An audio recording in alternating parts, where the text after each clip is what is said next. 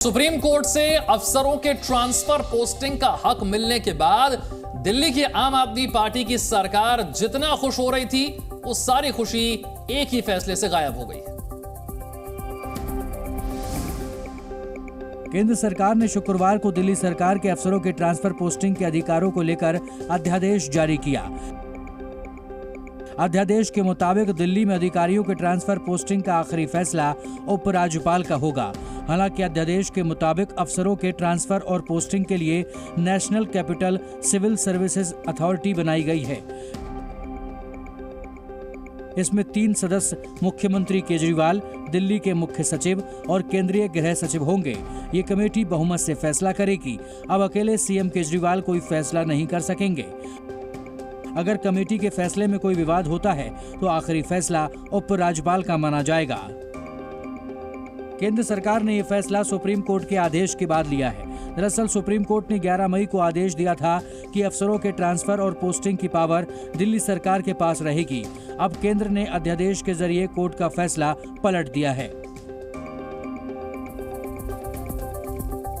दिल्ली सरकार के transfer posting से जुड़े अधिकार पर केंद्र सरकार के अध्यादेश पर सियासत भी खूब हो रही है। आम आदमी पार्टी और भारतीय जनता पार्टी दोनों इस मामले में आमने सामने आ गए। केंद्र सरकार के दिल्ली के अफसरों से जुड़े अध्यादेश पर दिल्ली सहित पूरे देश की सियासत में भूचाल आ गया है।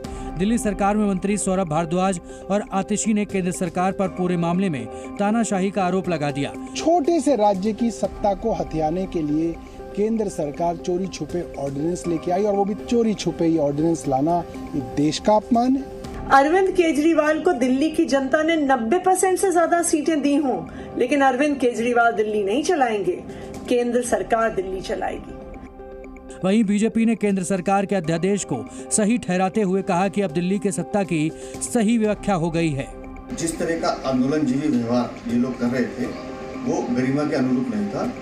इसलिए भारत की छवि के लिए, दिल्ली की छवि के लिए इस फैसले का मैं स्वागत करता हूँ। सुप्रीम कोर्ट के फैसले के बाद अरविंद केजरीवाल सरकार कई ऐसे अधिकारियों को हटाने के मूड में थी जिससे राज्य सरकार को दिक्कत थी, लेकिन इस अध्यादेश के बाद केजरीवाल सरकार के हाथ से ताकत फिर ले ली गई है। भारतीय रिजर्व बैंक ने 2000 रुपए के नोट वापस लेने का फैसला किया है। भारतीय रिजर्व बैंक ने शुक्रवार को 2000 के सभी नोट वापस लेने का ऐलान कर दिया। ये नोट साल 2016 में नोटबंदी के बाद जारी किए गए थे। हालांकि 2000 के नोटों को अवैध घोषित नहीं किया गया है। इसका मतलब है कि 30 सितंबर तक ये नोट आम चलन में रहेंगे। इसके बाद भी ये नोट प्रचलन में रहेंगे क्योंकि इस मामले में कोई साफ ऐलान नहीं किया गया है। 2000 का नोट अब बैंक की तरफ से नहीं दिया जाएगा। बैंक में 2000 के 10 नोट एक बार में जमा किए जा सकते हैं। बैंक 20,000 के मूल्य के दूसरे नोट बदले में देगी। आरबीआई ने जानकारी देते हुए बताया कि 2018-19 के बाद से 2000 के नए नोट छापे नहीं गए हैं। यानी आरबीआई ने 2000 के नोट को बंद करने की तैयारी काफी पहले से कर रखी थी। बस ऐलान के लिए सही वक्त और हालात का इंतजार किया जा रहा था। आरबीआई के मुताबिक अभी बाजार में सिर्फ 11% नोट ही 2000 के हैं। यानी इस नोट का आम प्रचलन बेहद कम हो गया है। भारतीय रिजर्व बैंक के 2000 के नोट वापस लेने के फैसले पर सियासत शुरू हो गई है। विपक्षी पार्टियों ने इस निर्णय को नोटबंदी के फेल होने से जोड़ दिया है। भारतीय रिजर्व बैंक ने 2000 रुपए के नोट के वापस लेने के साथ ही साफ किया कि ये नोटबंदी नहीं है, बल्कि सिर्फ पुराने नोट को रिप्लेस करने का ऐलान है। लेकिन विपक्ष इस फैसले को नोटबंदी से जोड़ते हुए केंद्र सरकार पर हमला बोला है। 2000 का नोट आप मार्केट में फेंक दिया आपने, जो कि बड़ा नोट होता है, ब्लैक मनी ज्यादा चांस होती है जनरेट होने की। वो आपने कैसे फैसला किया, क्यों फैसला किया, समझ के परे अभी तो रहस्य बना हुआ है। अब आपने बंद किया तो वो बताएगा ये बंद करने का उनके पीछे मंशा क्या है, क्या फिर ब्लैक मनी बंद करने की मंशा है।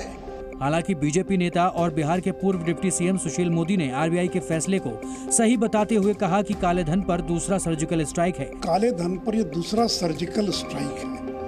पहला सर्जिकल स्ट्राइक था 2017 में जब नोटबंदी का ऐलान किया गया था, और ये दूसरा सर्जिकल स्ट्राइक है ताकि बचा कुचा जो काला धन लोगों के पास पड़ा हुआ है उसको बाहर निकाला जा सके। आरबीआई के फैसले पर ममता बनर्जी और अखिलेश यादव ने भी हमला बोला और सरकार के नोटबंदी के फैसले को गलत बताते हुए केंद्र सरकार पर मनमानी करने का आरोप लगाया।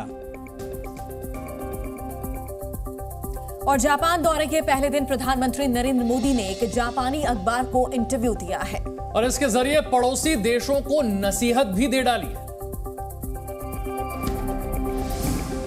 नरेंद्र मोदी ने एक जापानी अखबार को दिए अपने इंटरव्यू में भारत और चीन के बीच संबंध पर खुलकर बात रखी। पीएम मोदी ने चीन को नसीहत देते हुए कहा कि भारत चीन संबंधों का भविष्य केवल आपसी सम्मान, पारस्परिक संवेदनशीलता और पारस्परिक हितों पर आधारित होता है। हम अपनी संप्रभुता का सम्मान और विवादों का शांतिपूर्ण समाधान दोनों करने की कोशिश करते हैं। इसके साथ ही पीएम मोदी ने पाकिस्तान के साथ संबंधों को लेकर भी अपनी बात कही।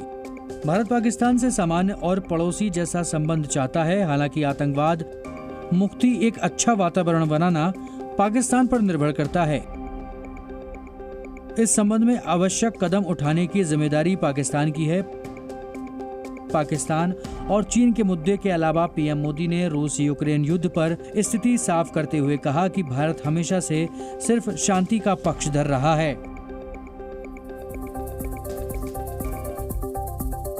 कर्नाटक में आज कांग्रेस सरकार शपथ लेने जा रही है। दोपहर 12:30 बजे सिद्धारमैया मुख्यमंत्री और DK Shivakumar deputy CM पद की शपथ लेंगे।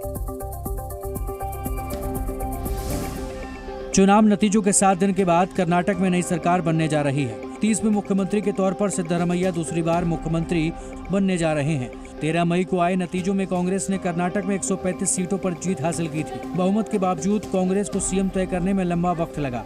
अंत में पार्टी ने फैसला लिया कि सिद्धारमैया सीएम होंगे, जबकि प्रदेश अध्यक्ष DK Shivakumar deputy CM बनेंगे।